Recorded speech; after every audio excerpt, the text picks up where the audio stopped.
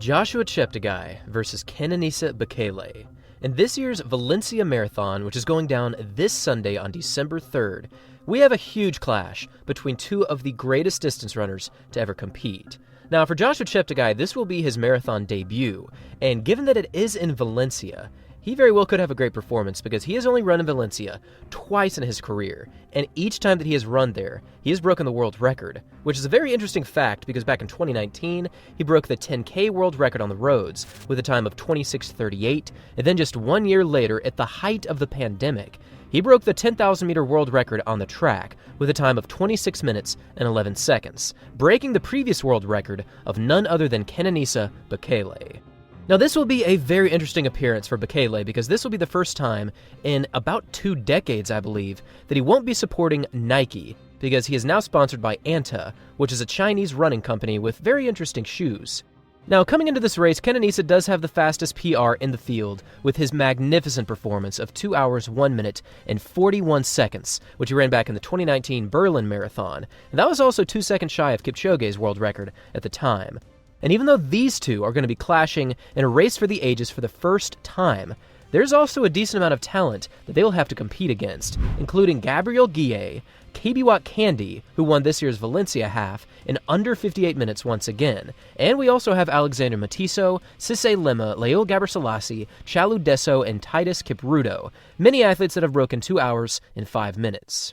Now, one of the more interesting runners that I wanted to take a look at here is Candy, because at the moment at least, his marathon PR is only 2 hours, 13 minutes, and 43 seconds. And apparently he ran this time at the New York City Marathon. However, it was very much not up to par with what he is capable of, because if you can run under 58 minutes for the half marathon, which he has done multiple times, you probably have the ability to run at least 2:05. So hopefully he has a good race here, and I'm very excited to see how he will run in this race.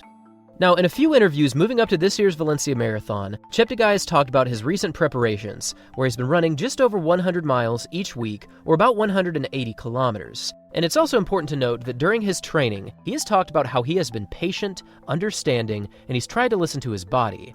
And I think it's also important to mention that this year, Joshua Cheptegei also won the World Championships in the 10,000 meters. He also ran a 12-minute and 41-second 5K, and he's honestly been looking super smooth, super strong, and given his entire season so far, I really do think that he could put something pretty special together, so hopefully he can run well, and if he does run well, I see no reason why he won't run under 2 hours and 5 minutes. Now, a big question mark is always Kenenisa Bekele because he does have the ability to do something absolutely historic when it comes to touching the track or the roads on any given day.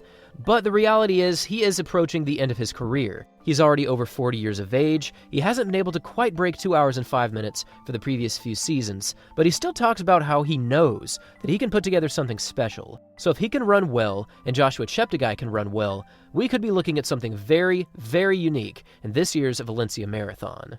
With all this in mind, and this impending historic race now just around the corner, I would love to hear from all of you. Who do you think is going to win this year's Valencia Marathon? What time do you think will be required to take the W? And also, what kind of race do you think we'll see?